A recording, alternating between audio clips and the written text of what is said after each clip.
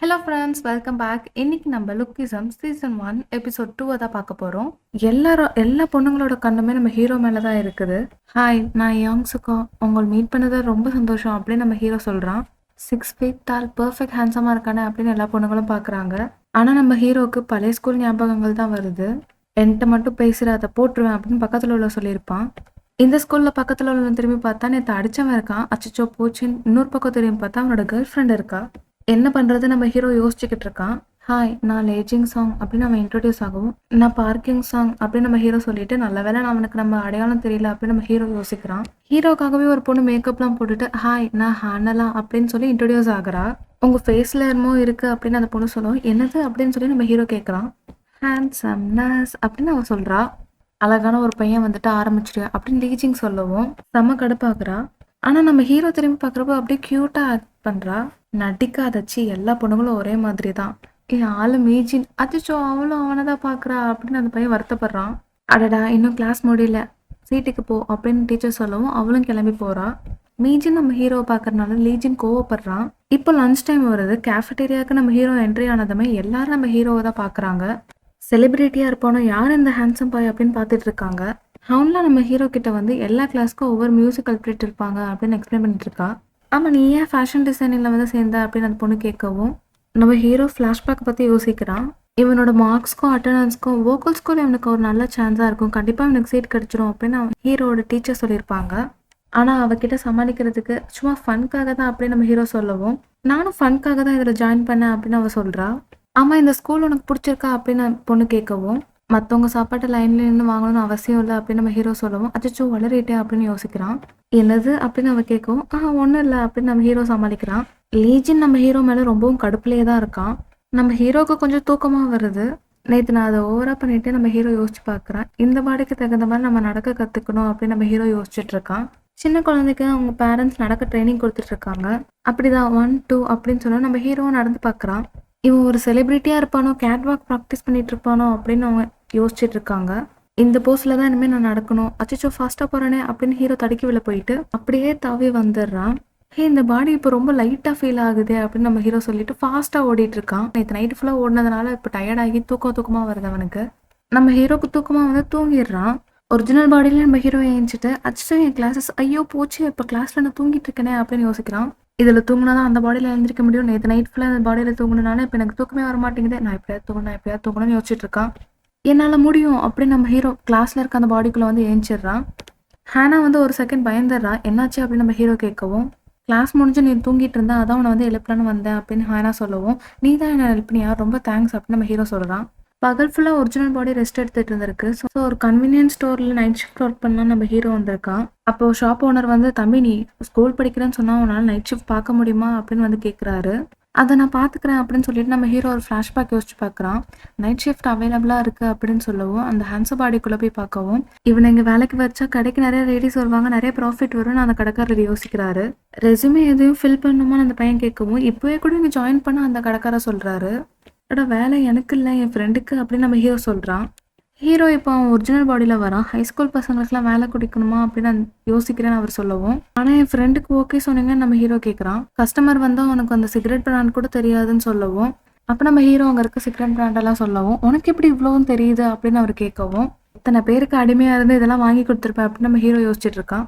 So இப்போ நம்ம ஹீரோக்கு அந்த கன்வீனியன்ட் ஜாப்ல ஒரு வேலை கிடைக்குது. கஸ்டமர் வராரு. நம்ம ஹீரோ மூஞ்சு கூட அவர் பார்க்கல. அவர் பாட்டுக்கு பாட்டை கேட்டுகிட்டே வாங்கிட்டு போயிடுறாரு.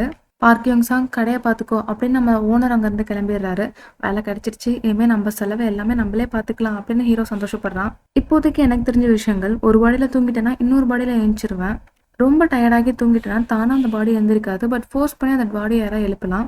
நாள் ஃபுல்லாக அந்த பாடி தூங்கினாலுமே இதுக்கும் பசிக்குது, 2 பேருக்கான செலவு தான் ஆகும் போல அப்படின்னு நம்ம ஹீரோ யோசிக்கிறான்.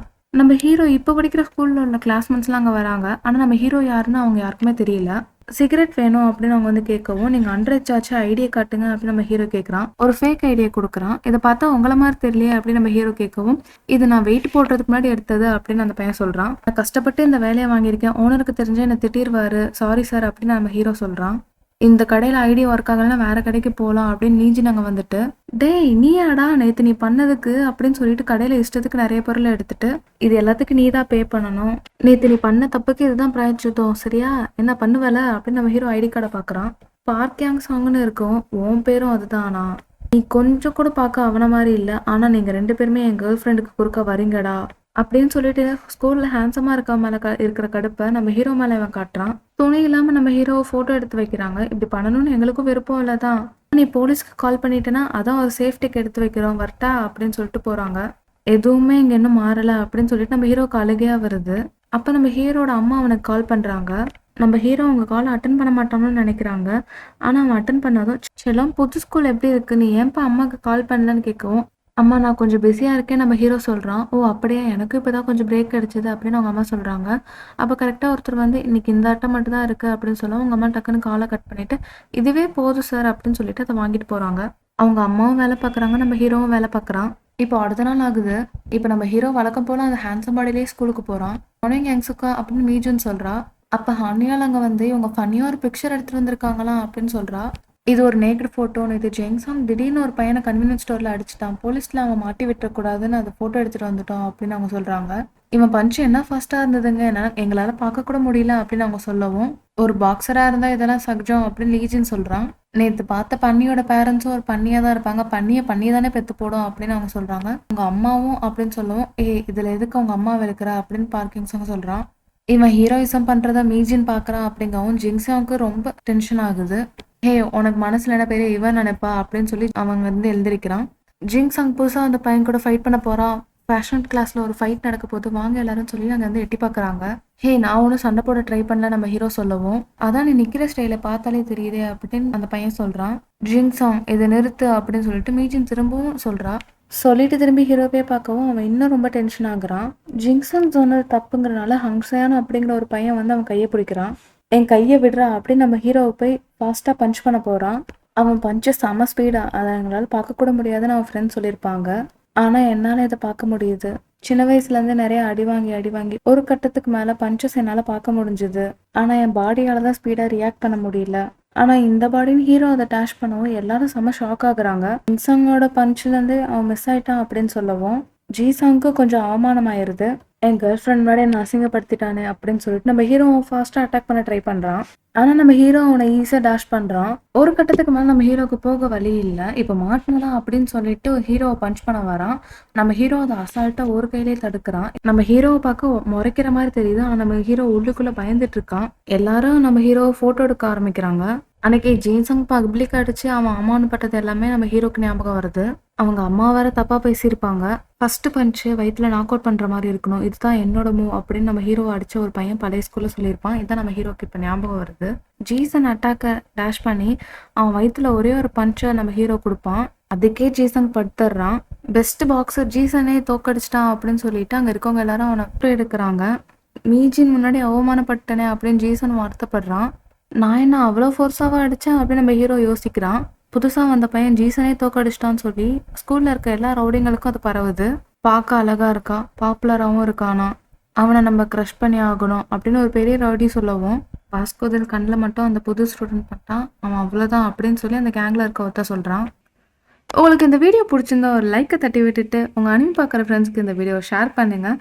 அண்ட் உங்களுக்கு வேறு எதாவது அனிமே வேணும்னாலும் அதை கமெண்ட்ஸில் போட்டு விடுங்க.